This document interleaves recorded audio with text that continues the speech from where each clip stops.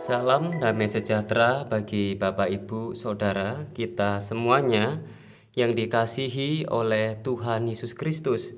Kiranya berkat Allah yang tidak terbatas itu mengalir melimpah atas setiap pribadi kita, atas setiap keluarga-keluarga. Puji Tuhan.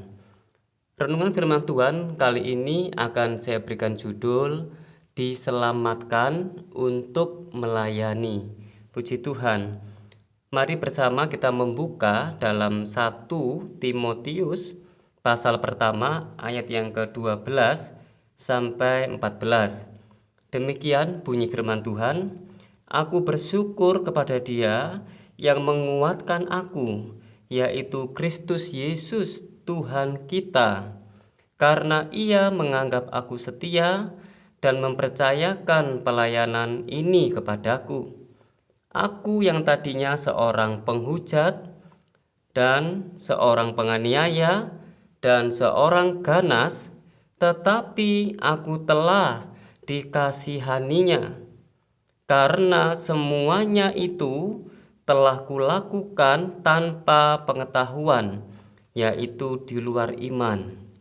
Malah kasih karunia Tuhan kita itu telah dikaruniakan dengan limpahnya kepadaku dengan iman dan kasih dalam Kristus Yesus."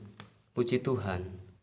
Saya percaya bagi Bapak Ibu sekalian tidak asing lagi dengan kisah atau sosok yang baru saja kita baca. Kisah ini menceritakan sedikit tentang tokoh Paulus. Kita mengetahui dulunya dia seorang penganiaya murid-murid Tuhan Yesus. Tetapi Tuhan dengan kasih-Nya yang besar, Allah yang memiliki rencana memilih Paulus. Puji Tuhan. Dalam ayat ini Paulus menyatakan yang sesuai dengan judulnya, ucapan syukur atas kasih karunia Allah.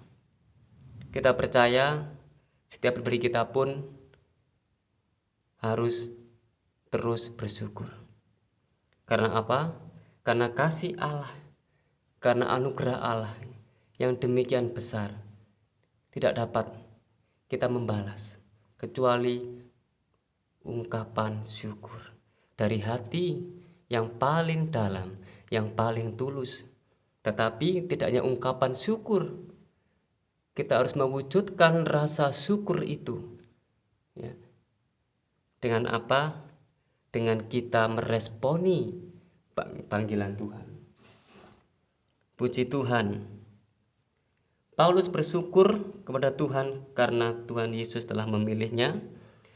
Paulus bersyukur kepada Tuhan Yesus karena Tuhan telah mempercayainya. Kadang-kadang kita memaafkan seseorang yang telah melakukan kekeliruan atau telah bersalah karena berbuat dosa. Namun jelas bahwa masa lampaunya menyebabkan kita tidak mungkin lagi mempercayakan tanggung jawab apapun kepadanya. Benar Bapak Ibu Saudara? Mari kita renungkan. Namun Kristus tidak hanya mengampuni Paulus, tetapi Ia mempercayakan pekerjaan yang harus dilakukannya. Seorang penganiaya Kristus telah dibuat menjadi dutanya. Sesuai judul renungan saat ini, kita diselamatkan untuk melayani. Setiap hari pasti kita bertemu dengan seseorang, siapapun itu. Bagi yang bekerja, yang pasti di lingkungan pekerjaan. Bagi yang menempuh pendidikan, pasti di sekolah atau di kampus. Setiap kita pasti bertemu dengan seseorang, entah itu di masyarakat, di tempat-tempat umum. Ada banyak tempat di mana kita bisa bertemu dengan seseorang, bersosialisasi. Paulus mengatakan bahwa hidupnya sudah menjadi milik Kristus. Pada ayat yang ke-16 dikatakan di sana, justru Tetapi justru karena itu aku dikasihani, agar dalam diriku ini sebagai orang yang paling berdosa. Perhatikan pernyataan Paulus ini. Paulus mengatakan dirinya sebagai orang yang paling berdosa. Yesus Kristus menunjukkan seluruh kesabarannya. Dengan demikian, aku menjadi contoh bagi mereka yang kemudian percaya kepadanya dan mendapat hidup yang kekal. Diselamatkan untuk melayani. Saya percaya setiap pribadi kita memiliki pengalaman-pengalaman masing-masing bagaimana awal berjumpa dengan Kristus, bagaimana kita mengenal kebenaran Tuhan. Dan saya percaya setiap kita, Tuhan punya rencana yang jelas dan rencana yang tepat sesuai dengan kesaksian hidup kita, agar kita bisa menyaksikan kasih Kristus kepada orang lain. Kita bisa menyaksikan kasih Kristus kepada dunia. Paulus mengatakan dengan jelas bahwa Paulus harus menjadi contoh dan teladan. Maka dari itu kita diselamatkan. Mau tidak mau, saudara mengerti atau belum mengerti, tapi yang pasti firman Tuhan menerangkan, menuliskan dengan tegas bahwa setiap Tuhan memilih menyelamatkan orang, menyelamatkan manusia. Tuhan memiliki tujuan dan rencana agar namanya dikenal, agar kebaikan Tuhan disaksikan, boleh dirasakan oleh setiap pribadi, oleh setiap orang. Karena itu, mari kita yang percaya, kita yang telah menerima, kita telah menikmati janji-janji firman Tuhan. Bapak Ibu Saudara memiliki janji-janji yang ada dalam Alkitab.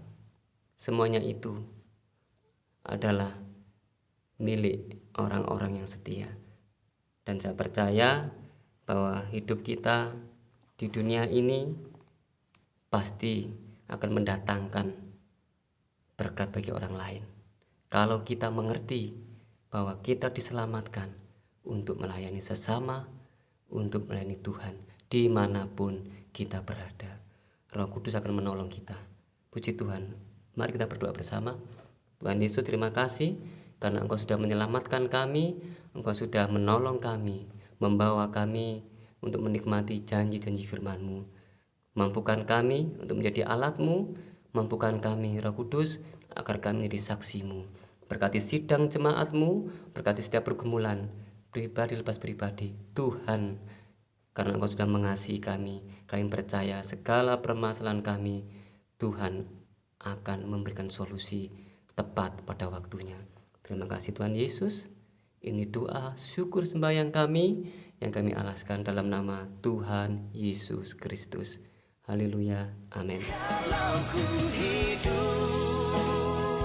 Ku hidup bagimu, hatiku tetap